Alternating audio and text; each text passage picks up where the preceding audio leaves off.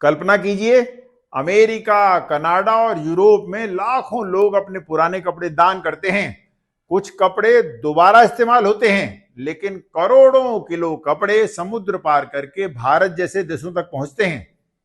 सवाल ये नहीं कि पुराने कपड़े पहनना सही है या गलत, सवाल ये है कि क्या हम दुनिया के टेक्सटाइल वेस्ट का बोझ भी उठा रहे हैं? क्या सस्ते फैशन के नाम पर कहीं हमारे पर्यावरण, नदियों और भूजल की कीमत तो नहीं चुकाई जा रही?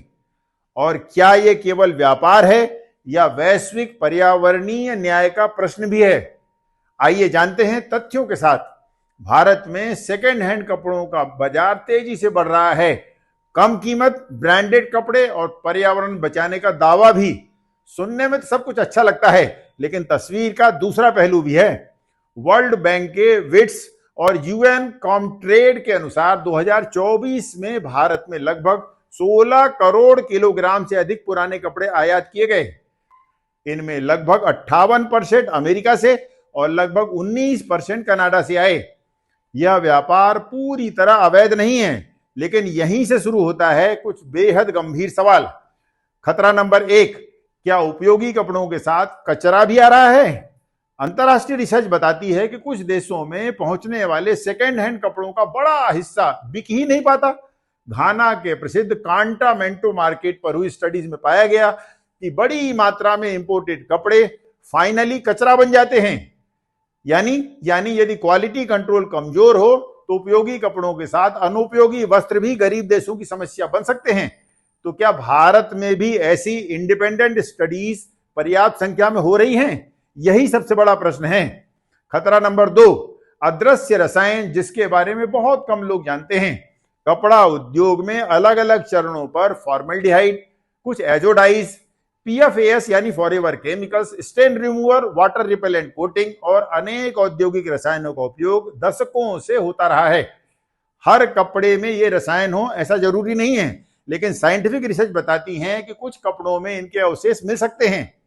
इसीलिए एक्सपर्ट सलाह देते हैं कि नए हो या सेकेंड हैंड, पहली बार पहनने से पहले कपड़ों को अच्छी तरह धो लेना चाहिए। खतरा नंबर 3, पर्यावरण पर छुपा हमला। अब सोचिए, यदि लाखों टन ऐसे कपड़े फाइनली डंपिंग ग्राउंड में जाएं या खुले में जला दिए जाएं तो क्या होगा? देखिए, सिंथेटिक कपड़ों में माइक्रोप्लास्टिक निकलते हैं। रासायनिक अवशेष लीचेट के माध्यम से मिट्टी और ग्राउंड वाटर तक पहुंच सकते हैं। धुलाई के दौरान फॉरएवर केमिकल्स जैसे रसायन सीवेज में जा सकते हैं।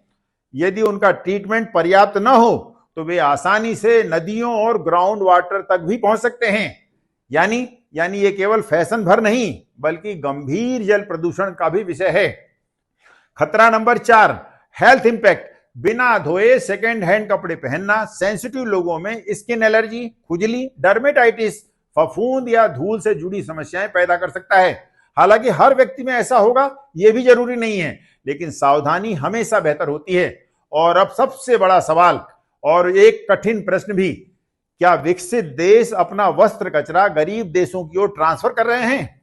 कुछ पर्यावरण के विशेषज्ञ इसे वेस्ट कोलोनियलिज्म यानी कचरा उपनिवेशवाद कहते हैं।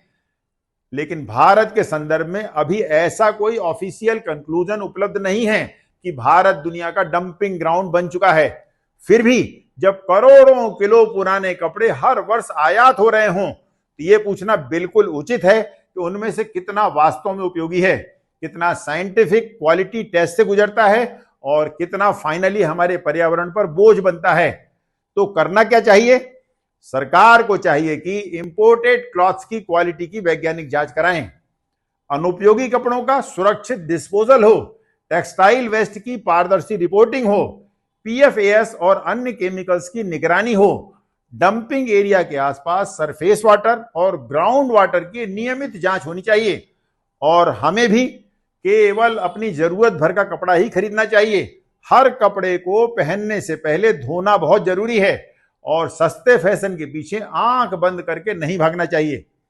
अब सबसे बड़ा सवाल कि क्या यह केवल सस्ता फैशन है या इससे कहीं बड़ा पर्यावरणीय और पब्लिक हेल्थ का मुद्दा?